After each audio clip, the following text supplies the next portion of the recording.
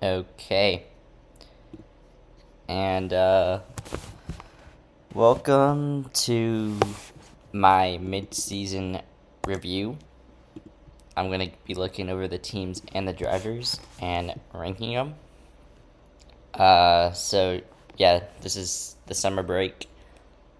It's gonna be until August or something, or yeah, August-ish. So we're gonna be um, rating these drivers and teams and see where what I think that they should be on the list of these categories. So yeah, let's get into it. So the uh, the first one up is Alpine. Um, Alpine are sitting fifth in the constructors. Really good start to the season. Gasly has a podium.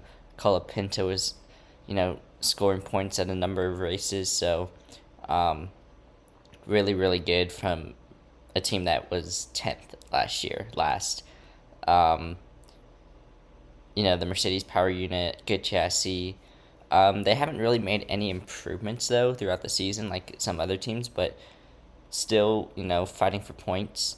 And that podium in Monaco for Gasly was mega. So with that, I'm gonna put them in A tier.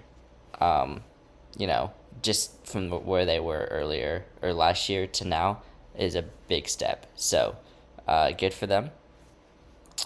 Uh, for their drivers, so Gasly has a podium. He's sitting ninth in the, or no, he's sitting 10th in the driver standings. He was ninth all season. But realistically, you're only gonna be, eight's the highest that Gasly, or ninth's the highest that Gasly will ever go because of the field spread. So technically, uh, I started at first, second, third is eighth, or ninth, 10th, and 11th. So um, in F1 1.5, Gasly would be sitting second in probably what is now the sixth fastest car. So and sometimes seventh. So um, I'm actually gonna put Pierre based on performance. This rating for the drivers is not like how good you are or anything like that, um, or like how much of a talent you are. It's how are you performing this season. And Gasly, it doesn't get much better than that. So he's an S driver this year. Colin Pinto, on the other hand, you know, he had a good. He started off pretty poor. Then got a P6, P7 Miami, and in Canada, and he's been doing enough to keep his seat. Nothing like on Pierre's level, of course, but he's been solid. Um, so he's not quite yet been a C tier driver this year, and at some races he has beaten Pierre, but Pierre's had the upper hand on him all season, but Colapinto has improved from last year. I can't quite put him in C tier, um, but he's on the lower spectrum of B tier. Um, and you can argue he's C tier, but I'm gonna give him the benefit of the doubt. He's been doing pretty decent this year. Um, Now next up is Mercedes. Straight to S tier. They're winning the constructors. I mean, this was given. This was easy. Um, they had the fastest car, and just their car is just a monster, especially on tracks where there's a long straight. When it's a high powered circuit, Mercedes has the best power unit. Um, a great chassis. So, and they're delivering. I mean, there no way they don't win the constructors. Antonelli's leading the championship right now, so good bounce back from Mercedes. There's not much more to being said than they're just the best team right now, and great bounce back from the 2020 the ground effect regulations when they took a step back from their dominant years. Now, going on to their drivers, George Russell. Actually, now I'm gonna start with Kimi Antonelli. Kimi Antonelli, a fantastic year for Kimi. What do you rattle off? 3 wins in a row, 4 wins in a row. Um, beating George Russell. That's a great accomplishment. Um, like I said before, I don't. That doesn't necessarily mean he's a better driver than Russell. I just feel like Antonelli has had the grip on how to drive these cars and this regulation set, but um, he's leading the world championship. He's probably gonna win the world championship. He's showing that consistency that I thought that he needed to improve because Antonelli is a very quick driver. So, um, yeah, I mean, you know, it's just a great season for Antonelli. Even though the car is dominant, and he might not be the best driver, but but to be being George Russell, that's one thing to be proud of, and that's a really good accomplishment. And it forces me to put him in S tier, uh, because of the season he's having. So, um, yeah, yeah, I wouldn't put him. I don't rate Antonelli as, or I don't. Not that I don't rate Antonelli, I just don't think that he's one of the top three drivers yet. So, um, but he's still putting in a great performance this year, and I can't it's silly not to put him in S tier. Russell, on the other hand, he's a tough one. It's definitely in his head right now. She started out the season. What was it? Three P1, P1, P1, P1 practice. He's P1 in every session, uh, until the race in China, or the qualifying in China, and then you know he did have some bad luck in qualifying in Japan and China, but I think it just kind of spiraled for him. And I think he's really in his head right now, and he's just been slower than Antonelli. Um, part of it, could be the car. It could, but I think it's also him, and he's in his own head, and I think he needs to. He doesn't have a grip on these regulations yet. I actually do think he's a better driver than Antonelli, but he's just not showing it right now. Um, with that being said, I mean, really underperforming, really, really underperforming. I do want to give him the benefit of the doubt and say that it is his car. It has some engine problems, unlucky things happen to him, but he's not been performing good. So, and he's sitting behind Hamilton in the championship, which is not good when the Mercedes is that good. So, I'm gonna put him in C tier. See, obviously, you guys know. Obviously, Colapinto is not better than Russell, but I'm just based. It's not based on talent or how good you are. I'm not ranking how good of a driver these guys are. I'm ranking how good of a season they're having compared to what expectations were, and you know the car and everything. Um, so yeah, obviously, if Colapinto was in a Mercedes, he'd be doing worse than Russell. Uh, Colapinto, would not, will never even touch a Mercedes seat. So, don't get I don't want anyone to think that I think Colapinto's better than Russell. It's just based on the season that they're having. Um, all right, Aston Martin, F tier. The upgrades will come, but this is the mid season. This is the mid season break, not the end of year break. I think by the end of the year they could be up to B tier. Even A tier. Who knows, if these upgrades work? But 4 seconds off the pace is really really bad, and just uh, didn't even really run in the first two races. So I have to put him in F tier. So much hype going into this season. It's just hasn't worked out like they should. Um, yeah, I mean, not much more being said than they're slow, and in Hungary they brought the upgrades in, and they're a little bit more. They weren't last, and they're more competitive. So I'm excited to see if they can fight for points once they bring the engine upgrade in Zandvoort, after the summer break, and some new aerodynamic upgrades. So expected to give them 60 60 more horsepower and 6 tenths a lap. Um, it's all speculative numbers, but I'm actually excited and I'm eager to see what they do um, after the summer break. But as right now, they're in F tier. Um, as for their drivers, Lance Stroll, um, not much more being said. I mean, he's out qualified Fernando a couple times. Hasn't done that in what was the streak, like 30 races or something like that. But you know, it's not like Fernando's really out there trying that much, and because he knows he's gonna be either last or second to last. So it's not like I don't really take that with a little grain of salt as you would. But Stroll's still F tier. I mean, you know, he just shouldn't be in Formula One. I don't really think I need to explain this more.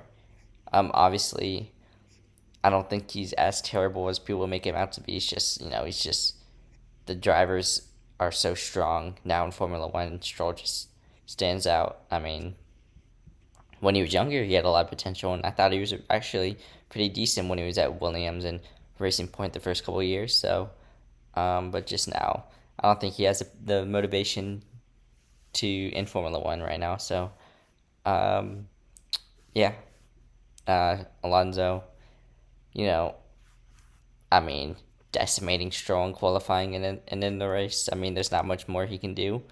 Um, I'm going to put him in A tier. Great season from Alonso. I mean, it doesn't look like it because he's 21st, but I'm really matching him up against Stroll. And, he did get into Q2 in Hungary, which is great. So I'm going to put him in A tier. He's obviously a high level driver. Um, moving on to Audi. Audi has been was a wild card this season. I think they've surprised a lot of people. They have been on some weekends the fifth fastest car. Um, I think their engine's obviously not powerful, but they built a great chassis, a great car, and they're doing more than what was expected of them throughout the season. Um, you know, I'm gonna give them a pretty good grade here. Um, they haven't really maximized points wise. It might be a little unlucky, but the car performance has been there throughout the season. Um, I'm not gonna give them on the tier of Alpine. I don't know if I want to give them an A. They're definitely on I'd give them a B plus. Like B plus. An 89. They're like not quite an A, but they're on the high end of B. So Audi, really good. As for their drivers, Hulkenberg and Bortoleto have been evenly matched the whole year. Yeah, I rate these two drivers really highly. I think Bortoleto is very underrated. Um, he's a very solid driver. He's going to be with Audi for years to come. So, um, Hulkenberg as reliable as always. I'm going to put both of them actually in this B tier. Ahead of Colapinto. On the higher end. By the way, like, if I place a driver behind, so let's just say, I place Audi like this, that means that Alpine has been better than Audi. So I am doing by like the little, first top of A tier and stuff like that. So here, I would personally put Bortoleto over Hulkenberg this season, but both of them over Colapinto for sure on the high end of B tier. Very solid from both of these drivers. Moving on to Cadillac. I can't really give them a good, like, I don't. Obviously, they're the second slowest team, but they're expected to do that. Anything amazing. I'm just gonna give them a C tier. First year in Formula One, you can't give them higher than that. You know, they basically did what was expected of them. So, C tier, you pass. Okay, cool. You're expected to. So, yeah, I mean, just first year in Formula One, brand new team, Ferrari engine. I mean, um, not much more being said. I actually put them in C tier because they have a lot of reliability problems. Cadillac, brakes catching on fire, suspension all wrong and stuff. So, but they're a learning team and that's expected. But C tier for them. As for the drivers, Perez has been driving great. If you don't pay attention, obviously it's hard to pay attention to them because they're always fighting at the bottom, and you're not really looking at that unless you're like a Perez fan or a Bottas fan. But Perez has been having a great season, out qualifying Bottas and just throwing Bottas like to the ground. I mean, you know, um, and Bottas has improved as of late, but Perez really has the upper hand.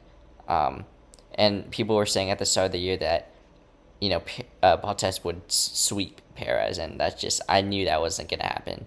Perez is a really quality driver. Um, too bad they're fighting for 18th or 19th and 20th. So, but Perez, I'm gonna put him on the same tier as Alonso. I mean A tier. I mean, I really do think he's been doing great this year. Couldn't put him behind Alonso and Bottas. I'm gonna put him in C tier behind Russell. Just not at the. I mean, just not at the pace of his teammate. Um, he's been improving as of late, but um, and maybe by the end of the season he does. They're on a par. But as of right now, Bottas is C tier. He's not really performing. And let's just say Cadillac wanted to get a new driver, it would most certainly be Bottas that will be kicked out for another driver. Um, so yeah, moving on is Ferrari. So Ferrari is sitting second in the constructors. Um, they're actually closing in on Mercedes a little bit, but I don't think it'll be enough. But actually, great. They exceeded my expectations. I don't know if they exceeded the public's and the media's expectations because I actually had lower expectations for them going into the season because I really didn't think their engine was going to be there. But they are performing well and they have 2 wins, which is way more than I thought they would have. I didn't think they'd be fighting for podiums really this season. So, um, yeah, uh, I'm gonna give I'm gonna give Ferrari an S tier. Um, yeah, I mean, just they don't really have any reliability issues. Um, the car is easily second fastest. So yeah, I mean, Ferrari's just very very solid, very very good. Um, as to their drivers, Charles Leclerc is up first. Now, here's the thing with Leclerc. Here, it just goes back to the thing. Like, Leclerc is the second best driver on the grid. But this is the season. This is the mid season, not based on how good you are. Um, Leclerc is the second best driver. Leclerc has a win in Silverstone. Ever since he started changing his driving style, he's been better and better and better. He had to change it because he wasn't adapting to the 2026 cars that Hamilton was. Um, but yeah, I mean, Leclerc, still he's pumped it up the last couple of races, and you know I don't know why anyone would think he's washed or anything like that, but um, but he did have a couple, mistakes, Monaco qualifying, um, Barcelona qualifying, Barcelona or Miami race. He's been like quick, but he has had the mistakes. He has had the mistakes. So I can't put for that reason. I can't put him in S tier.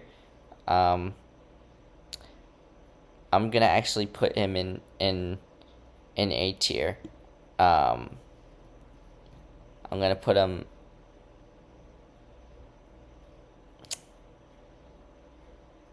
That win, and he's been picking up. I'm gonna put him ahead here, and at the top of A tier. Oh, but I have Perez over Alonso. By the way, sorry about that. At the top of A tier, you know, I wouldn't say he's an S tier driver this season, but he's in between. He's in this A tier ish. His teammate, on the other hand, Lewis Hamilton, rejuvenated, is a word that the commentators like to describe, and that's right. I mean, you know, from last season he was nowhere and just like looked like he was gonna retire, but this year, he has a win.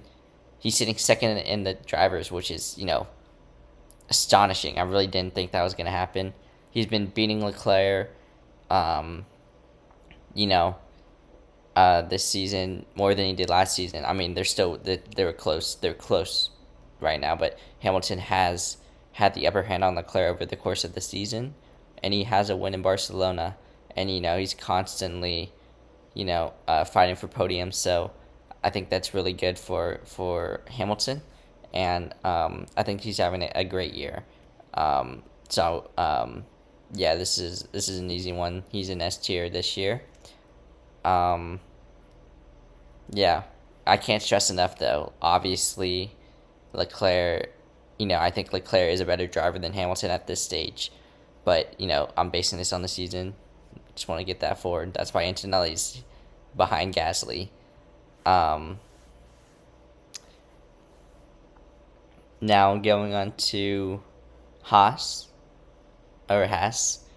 Um, they did have really good expectations coming into this season. I remember, people were saying, top of the midfield contender, and they really they started off pretty good. I mean, Behrman had a great first two races, but since then they've fallen off, and I really don't think they've done too much since, and they're regularly out in Q1. So for that reason, I'm gonna put them in C tier.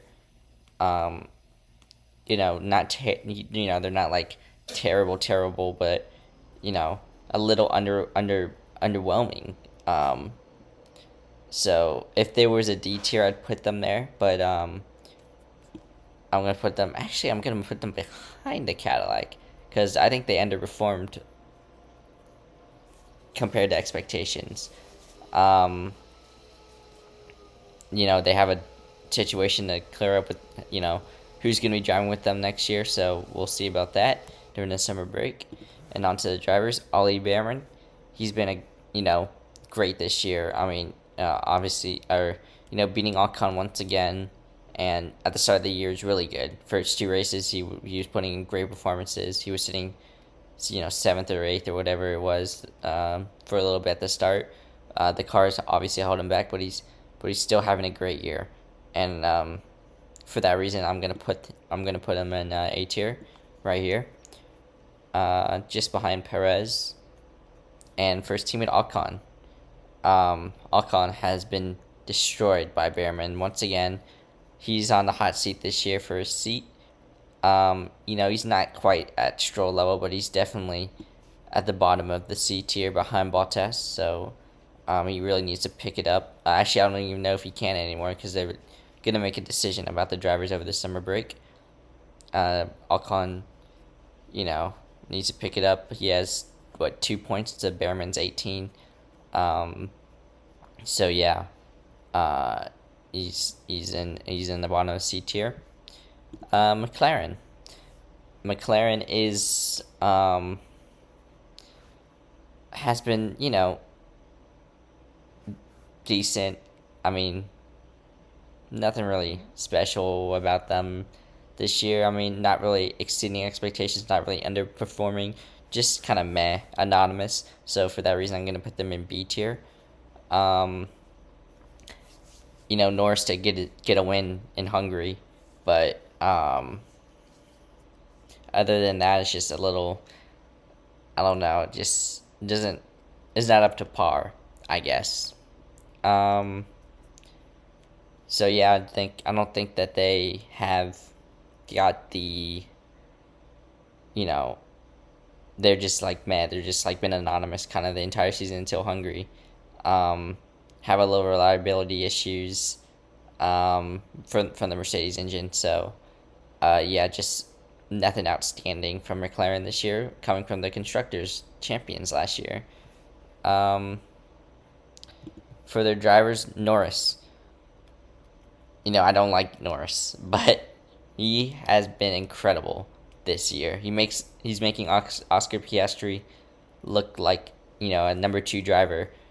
Um, Norris has been extremely fast this season.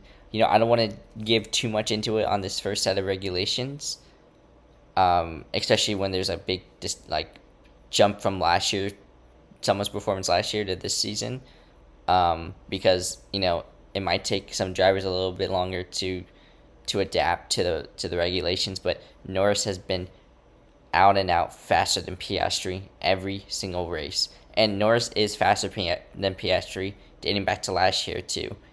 But Norris has been even faster, like up a notch. He's been really really good this year. He's had a lot of bad luck with the reliability issues always affecting. It always seems to affect Norris's car. The DNS in China for both McLarens. So but he's been great this year, Norris. I can't, even though as much as I don't like him, he's been on it. For that reason, I'm gonna put him in S tier. As for his teammate Piastri, he's in that George Russell area. He's not performing as bad as Russell was, but as Russell is, but he really is in that. He's getting beat by his teammate like that. I think that Piastri, I think he's been doing better than Russell, but I really do think that compared to his teammate, I guess that Piastri, that doesn't mean Piastri's a bad driver. He's got World Drivers' Championship potential, but this year he's been, outshined by his teammate. So I'm gonna actually put him in B tier, above Colapinto. Um, yeah, he's I almost want to put him behind Colapinto at the bottom B tier, but I'm gonna put him here. Because he did have some good performances. I mean, Norris was faster than him in Hungary, but he got kind of dropped off with the strategy. Same in Japan. He was I thought he could have won the race in Japan, but the safety car came out and instantly took the win. Um, so yeah, I think Piastri needs to step it up. It's not a bad driver by any means, but you know, we'll see. We'll see how much, if he can adapt better in the second half of the season. But for right now, he's in B tier. Um, Now we're going to Visa Cash App. Great, I think. They're the fifth fastest car. Um, and I'm gonna put them at the top of A tier. I think they, compared to expectations, they have a really fast car. Really fast. Actually, no, screw this. I'm putting them in S tier. Um, you know, they have a really, really fast car.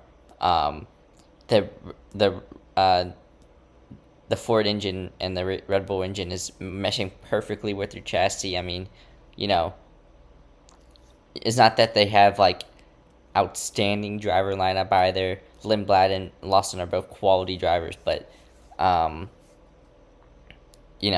they've been really, really good this year. For a team that was picked to finish, what was it, at the top, at the bottom, near the bottom. They have really shown that they got it, and I think that's deserving of an S tier. I mean, sitting sixth in the constructors, but they're definitely gonna be fifth at the pace that they're improving. Lawson and Lindblad are almost always the final two cars in Q3, and they're always fighting for points. So with that being said, I gotta put them in S tier. Um, as for the drivers, Lawson, bouncing back from that Red Bull stint in a finally, I guess, a normal season. I also don't really like Lawson, but he's been really, really good this year. He's sitting eighth now or ninth now at the top of the midfield. Um, Part of it's the car is clear, clear fifth best, but he's been really, really good as well. So I'm gonna put him behind Behrman, ahead of Alonso, um, in this A tier, and Lindblad, rookie, you know, enormous, enormous potential. I really do. I I like Lindblad. He's young. I think he has a making of a definitely a race winner, really top tier driver. Um, I really do think he's been pretty really really good this year for a rookie too. So and he's what 18 years old. So like Antonelli, but he's been really consistent, and I really like his mentality. Um, so yeah, I think Lindblad is definitely yeah, he's my favorite rookie. Like, yeah, he's been really really impressive because I really didn't rate him high at the start of the season. He is getting beat by Lawson, but that was kind of expected. I'm still gonna put him. They're neck and neck. I What makes me like Lindblad a lot is, for me personally, is because I didn't think he was good. Like, he's really impressed me. Like, I knew he had the raw speed, but the maturity is there. The maturity is there. So really really good from Lindblad. Um, Standout driver for me this year. In terms of where I thought they were going to be versus where they are. Moving on, Red Bull, C tier. A lot of questions at Red Bull. Max is very unhappy. The car is not good compared to the rest of the field. The engine is what's making it good. But everything else, the chassis is not built right. They've had a lot of problems with the rear wing, and most of all of but one of Verstappen's crashes have been because of that, and that's just really really concerning. And they're lucky to be, you know, to have Max on the team because yeah, they have not been good this year. Um, Sitting what fourth in the constructors. Um, just they're fighting in the midfield at the beginning of the year. They just were not. Things weren't clicking. They're starting to click a little bit now, better now, but still isn't good enough. And if they want to keep Max, they got to do more. Um, as for the drivers, Max Verstappen, yeah, he's S tier. I mean, he's been, he gets everything out of the car. People say like crash Stappen because he's crashing a lot this year. Everything is the rear wing except for Hungary. Um, there could have been the only crash that is 100% or a spin or an off that was 100% his fault was this Miami start. Everything else, rear wing, something like that, confirmed. Um, so yeah, really, and Max is mixing it up at the front, fighting for even wins when the car shouldn't be fighting for wins. He's on the podium when the car definitely isn't a podium type car, and obviously ahead of Hadjar, he's half a second quicker in the race, so that's just how um, how much more he's getting out the car than a lot of other drivers would. Hadjar, on the other hand, now I'd mentioned this before in other videos. You know, Hadjar is very lucky to be in Red Bull at this regulation where the top four teams are so far ahead of the midfield that the worst driver, Stroll, would be in the Red Bull and could finish sixth every race. That's how much better, or he would finish eighth in the race, like minimum eighth in every race, just because the car is that much better than the rest of the cars. For example, the top four cars, the difference between Red Bull, which is probably, or no, Hajar, which is the worst driver out of the top four teams, versus the best driver in the uh, rest of the best is more than 6/10 of laps. So that's just humongous amount of lap time. Um, if you look at the metrics, Verstappen is 4 or 5 tenths faster than him per lap, which is very not good. Um, and he has been better in qualifying, only a tenth off Verstappen, and has outqualified Verstappen two was it one or two times minus when Verstappen crashed, but um, like on pure pace, Hajar's qualified max one time, I think, which is decent. And the history of the second Red Bull seat is still, Hajar is not like, I wouldn't say people said he's broke the curse. No, he hasn't broke the curse. The metrics say that he's still like all the other drivers, like Sonoda and Lawson and Perez and Albon and Gasly. He's in that metric still, because if you look at time gap between teammates, it's the same, but he's finishing P6 because the car is that much better than the rest of the field, or P8. Um, so yeah, especially when people are saying it's 21st to 6th. I mean, like, what you're getting past what Stroll and the Aston Martin and the Cadillacs and the Haas and the when those teams aren't good, versus last year, first to 15th would be 3/10 a lap in qualifying, or three separated by less than 4/10, which is crazy, like low spread. So sorry for the rant about Hajar. I mean, I'm a Sonoda, and Sonoda's my favorite driver, so I gotta defend him here. But I think a lot of people would agree. I mean, Hajar has been, but he's not been bad. I mean, like, he's up to par of what was expected of him, and maybe a little bit above that. So I'm gonna put him in B tier. Low end of B tier, maybe in front of Colapinto a little bit. Yeah, I mean, it's inflated because of the. I'm gonna put him behind Colapinto. It's inflated because of the things, but I've never seen Hajar fight a top. He's never fighting a Piastri, the McLarens, the other McLarens, the Mercedes, and the Ferraris ever. He's always just in his own little thing, because he's not good enough to fight with these guys at the front, but he's also not, the car's not bad enough to, be fighting with the Racing Bulls and the Alpines. So that's why Hajar's in B tier at the low end, expected, but, not at, he shouldn't be like glazing like this. Williams, F tier. So James Vowles is a con artist. James Vowles, like, he's selling signs on this dream of Williams. Oh, like, break everything. 20, I don't care about 24, 25, or 23, 24, 25. You can break everything. I only care about 26. And in 26, in Hungary, you're the 10th fastest car, only in front of the Cadillacs on their first season in Formula One.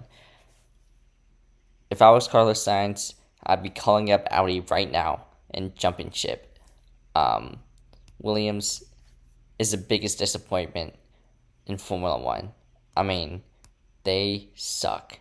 All these promises, all this hype, and you bring a car like this. Their car is so bad, and now they're talking about 2027. Oh, we'll look towards 2027 now. Like, you're saying you're hyping up 2026, and now you're like, oh, let's just look to 2027 now. That's ridiculous. At least James Vowles is enough of a man to own up to that they're not good. But I mean, this is just, if I was management at Williams, the corporation that owns Williams, I'd be James Vowles shouldn't have a seat or shouldn't be employed. You know, it's time for him to get a job at McDonald's or something because this is just not it for Williams. Um, as for their drivers, Albon. Last season, Albon was fantastic. This season, Albon has really, really, really struggled against Sainz. I think Sainz is out qualifying him 8 times in a row or something like that. Um, Albon does, again, that does not mean Albon is a bad driver. They were in a Williams, so maybe they're not like, the motivation's not there to, because they're, going to be on Q1 or, 15th or 16th at the max. So it's just, you know, um, Sainz has definitely had the upper hand on Albon. Albon is not a bad driver. He's actually a really good driver.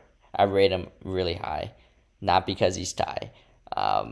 He's actually really good, but this season is just it's like Russell. He's and Piastri. They're just not either taking a grip with the adjusting to the regulations or something.